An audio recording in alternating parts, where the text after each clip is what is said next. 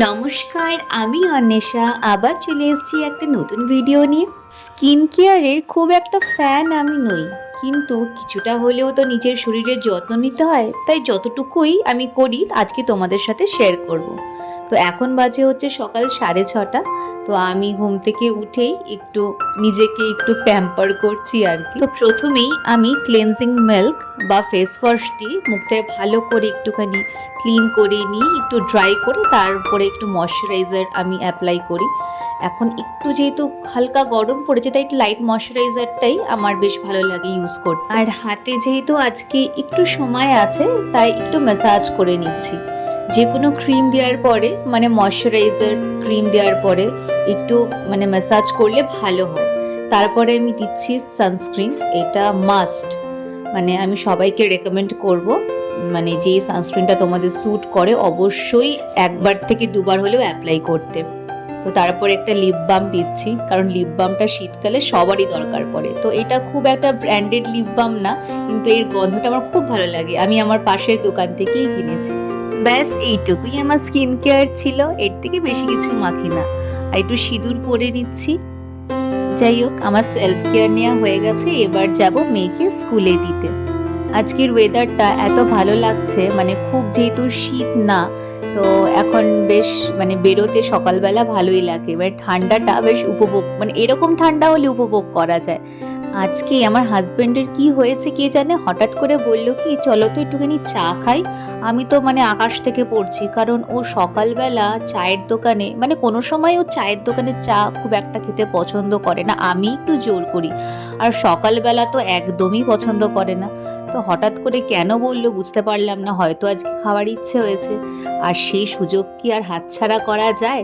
এবার সকাল সকাল তো দুধ চা খাওয়া তো এখন বন্ধ করে দিয়েছি, কিন্তু আজকে চায়ের দোকানের যে কাকুটা ছিল সে বলছে দিদিভাই তুমি আজকে দুধ চাটা খাও, আমার দোকানের দুধ চা কিন্তু খুব ভালো হয়।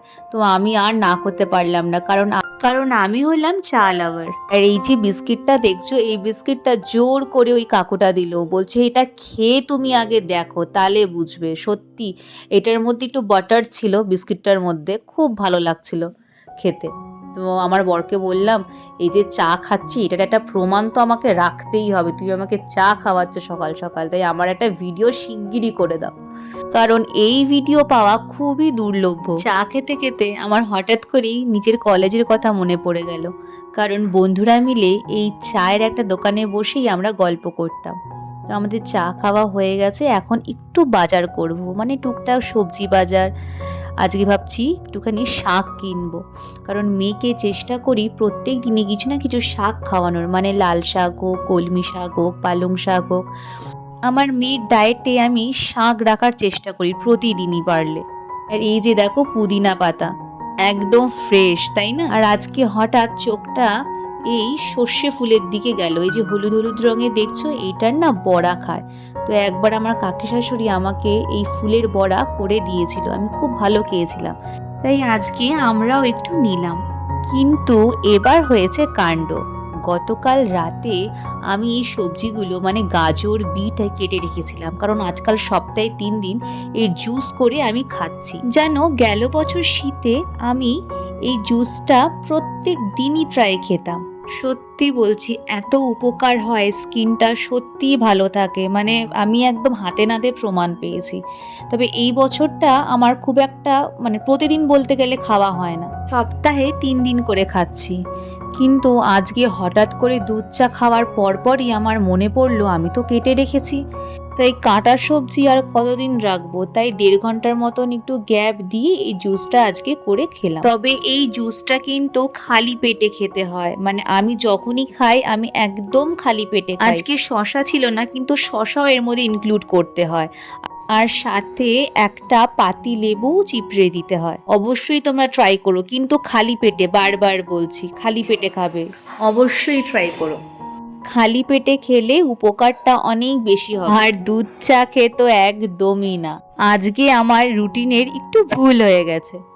তো এখন বাজে হচ্ছে 10টা, তো আমার হাজব্যান্ডকে এই একটু কর্নফ্লেক্স দিচ্ছি, আমি একটু পরে খাবো, যেহেতু আজকে সব একটু দেরি দেরি করে হয়ে গেল, জুসটা একটুখানি দেরি করে খেয়ে নিয়েছি, তো ভাবলাম ওকে আগে দিয়ে নিই, তারপরে আমি খাবো। এখন বাজে 11টা, তাই লাঞ্চের প্রিপারেশনটা করে নিচ্ছি। আজকে একটু কাতলা মাছের ঝোল করব, আর ওইদিকে সবজি দিয়ে একটু মুগ ডাল করব। সেদিন অনলাইন থেকে একটা মুগ ডাল আনিয়েছি, তো ভাবছি আজকে একটু ওটা করব, কিরকম হয় দেখি। তো এখানে মাছটা এখন বসিয়ে দিয়েছি, আর ওইদিকে একটু চিকেন তন্দুরির প্রিপারেশন করব। বিকালবেলা ভাবছি চিকেন তন্দুরি বানাবো। মিনিমাম 6-7 ঘন্টা একটু লাগে ওটা ম্যারিনেটটা ঠিকঠাকভাবে হতে। তো সব সময় তো হাতের সময় থাকে না, তো আজকে দেখলাম সব কিছুই রেডি আছে, তাই ভাবলাম মিনিমাম 6 ঘন্টা রাখি। মাছ ভাজা আমার হয়ে গেছে। এবার একটা কড়াইয়ের মধ্যে একটু ফোড়ন দিলাম, দিয়ে সাথে আলু আর পেঁয়াজ একসাথে দিয়ে একটুখানি ভাজবো। রান্নার সাথে সাথে এইদিকে চিকেনটা একটু ম্যারিনেট করে নেব, তাই নিয়েছি টক দই। দইটাকে একটু চামচ দিয়ে নাড়িয়ে তারপরে চিকেনের মধ্যে দিলাম। তারপরে একে একে আমি বাড়ির যে চেনা মশলাগুলো আছে সেগুলোই অ্যাড করব, যেরকম জিরে, ধনে, হলুদ গুঁড়ো, লঙ্কা গুঁড়ো, যেগুলো প্রত্যেক দিনের রান্নায় আমাদের প্রায় লাগে। আর দিচ্ছি একটু সর্ষের তেল। সর্ষের তেলটা না অবশ্যই, মানে চিকেন তন্দুরি যখন করবে তখন সর্ষের তেলটা আমি দিয়েই থাকি। আর সাথে দিয়েছি চিকেন তন্দুরি মশলা। এটা আমি আগে দিতাম না, নর্মাল মশলা দিয়েই করতাম, মানে বাড়ির চেনা যে মশলাগুলো সেগুলো দিয়েই করতাম। কিন্তু হঠাৎ করে একদিন মলে দেখি এই চিকেন তন্দুরি মশলা সুন্দর রাখা রয়েছে, তো ভাবলাম যে এটাই নিই। আমরা তো চিকেন তন্দুরি প্রায় খাই, হয়তো আরও টেস্টটা ভালো হবে। তো হ্যাঁ, সত্যিই ভালো লাগে, বেশ কয়েকদিন খেলাম। আর কাশ্মীরি গুঁড়ো লঙ্কাটা কিন্তু অবশ্যই দেবে, তাহলে কালারটা আসবে। নর্মাল শুকনো লঙ্কার গুঁড়োও দিতে পারো যদি একটুখানি ঝাল ঝাল খেতে চাও, কিন্তু আমি দিই না। আর হ্যাঁ, গোলমরিচ গুঁড়ো দেবে। আমি আজকে দিইনি, কারণ গোলমরিচ গুঁড়ো বাড়িতে ছিল না, তাই ওটা স্কিপ করে গেছি। তো সব কিছু দিয়ে ভালো করে জিনিসটাকে ম্যারিনেট করবে, আর 6 ঘন্টা রাখার চেষ্টা করবে। যদি হাতে সময় না থাকে তাহলে মিনিমাম 3 ঘন্টা রাখার চেষ্টা করো। আর আদা রসুনের পেস্টও কিন্তু দেবে, ওটা আমি বলতে ভুলে গেছি। ওটা আমি যদিও সবার লাস্টে দিয়েছি, কারণ আমি আগে দিতে ভুলে গেছিলাম। ওটা সবার আগে দিলে ভালো হয়। আর হ্যাঁ, কসুরি মেথিটা অবশ্যই দিও কিন্তু।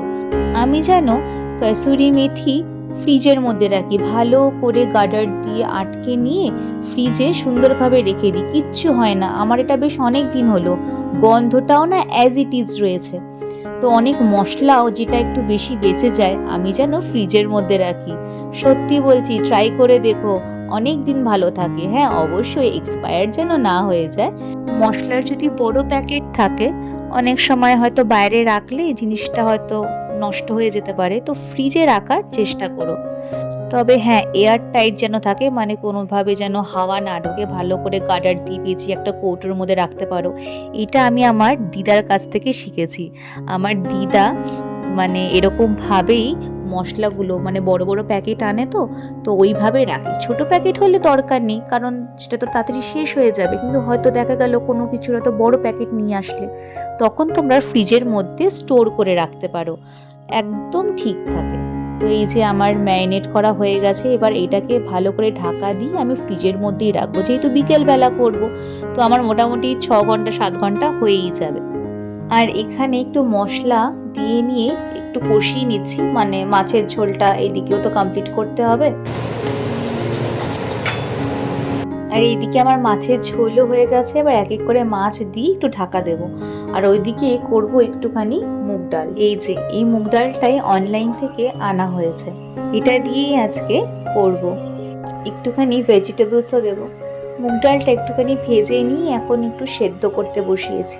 আর মাঝে মাঝে রান্না করতে করতে একটু বাইরে উঁকি মেরে নিই। এই যে একটু সবজিটা আমি ভেজে নিচ্ছি, আমি সামান্য একটু সেদ্ধ করে নিয়েছি, তো এখন একটুখানি ভেজে নিয়ে ডালের মধ্যে দিয়ে দেব। আর এইদিকে আমার ভাতটা উপর দেওয়া হয়ে গেছে। ভাতটা আমি যেটার মধ্যে উপর দিচ্ছি, এইটা আমি শ্বশুরবাড়িতে এসে একটা নতুন জিনিস দেখেছি। মানে আমি আমার মাকে অন্যরকমভাবে উপর দিতে দেখেছি, কিন্তু আমার শাশুড়ি এই জিনিসটা আমাকে দিয়ে বলল, এটার করে উপর দাও, দেখবে কোনো দিন হাতের মধ্যে মার পড়বে না। তো জিনিসটা বেশ ভালো। আর তখন তো নতুন নতুন বিয়ে হয়েছে, তো আমার খুব সুবিধে হতো এই যে মেয়েকে আজকে আমিও আনতে গেছি স্কুলে। তো এই যে ওর দুষ্টুমি তো শেষই হয় না, আবার কি না কি বলছে হাতের মধ্যে ফুল নিয়ে, যে আবার মাথায় গুচ্ছে ফুল দুটো। ব্যাস, এবার আমরা যাব বাড়ি। এখন বাজে ঘড়িতে 6:15 আর আমি বসালাম এখানে চিকেন তন্দুরি। আর ওইদিকে আমার বর আর মেয়ে দুজনেই ওয়েট করে আছে কতক্ষণে হবে। আমি এটা প্রায় বানিয়ে থাকি, বলতে গেলে গিল্ট ফ্রি খাবার। আমি খুবই চেষ্টা করি বাইরের জিনিসগুলো মানে বাড়িতে বানানোর, যেগুলো মুখরোচক খাবার। কিছুটা শিখেছি আমার পাপার কাছ থেকে। ছোটবেলা পাপা একদমই আমাকে বাইরের খাবার কিছু খেতে দিত না, মানে রেস্টুরেন্টে বলতে গেলে যাইনি সেরকম, কারণ রেস্টুরেন্টের সব খাবারই আমার পাপা বানাতে জানতো। কিছু না কিছুভাবে একটা ডিশ বানিয়ে দিত, সেটা যেন অমৃত লাগতো খেতে। মানে তারপরে যখন বড় হয়ে রেস্টুরেন্টে টুকটাক খাওয়া শুরু করলাম, আমার কেন কি জানি ভালোই লাগতো না। তাই এখন আমি ট্রাই করি বাড়িতেই এগুলোকে বানানোর। আর আমার মেয়েও খুব ব্যাপারটাকে সাপোর্ট করেছে, না না মাম্মা বাইরে খাবো না, তুমি বাড়িতেই বানাও। মাঝে সাঝে শখ হলে হয়তো খাই, কিন্তু বেশিরভাগই আমি বাড়িতে বানাই। এবার আমি কিছুক্ষণ এটাকে ঢেকে রাখবো, মানে মাংসটা তো সেদ্ধ হতে হবে। তবে এই যে ম্যারিনেট করে রেখেছি না, মাংসটা খুবই তাড়াতাড়ি সুসেদ্ধ হয়ে যায়। মানে এরকম হয়তো তোমাদের মনে হতে পারে যে এটা তো কাঁচা কাঁচা থাকবে, কারণ আগুনে ডিরেক্টলি আমরা পোড়াচ্ছি না, কিন্তু বিশ্বাস করো এতক্ষণ ম্যারিনেট করার জন্যই এই ব্যাপারটা মানে জুসি হয়ে যায় মাংসটা।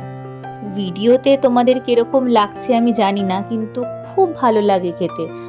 বাড়িতে তোমরা একবার বানিয়ে দেখো। আর তাছাড়া তো সোশ্যাল মিডিয়া আছেই, তার থেকেও একটু মাঝে মাঝে আইডিয়াস নিয়ে নিও, অবশ্যই ভালো লাগবে খেতে। বিয়ের পরে বেশিরভাগ রান্না জানো তো আমি সোশ্যাল মিডিয়া থেকেই শিখেছি। বাড়ি থেকে অল্প একটু তো শিখে আসতেই হয়, কিন্তু বেশিরভাগ রান্না আমি সোশ্যাল মিডিয়া থেকেই হেল্প নিয়েছি। এই যে দেখো আমার হয়ে গেছে, আর সাথে একটু পেঁয়াজ কেটে নিয়েছি, মাঝে মাঝে মেয়োনিজও নিই। তবে আজকে আর মেয়োনিজটা নেব না, কারণ বাটারটা আজকে একটুখানি বেশি দিয়েছি তুলনামূলক। দাঁড়াও তোমাদের না ভেঙে দেখাচ্ছি, প্রচণ্ড গরম।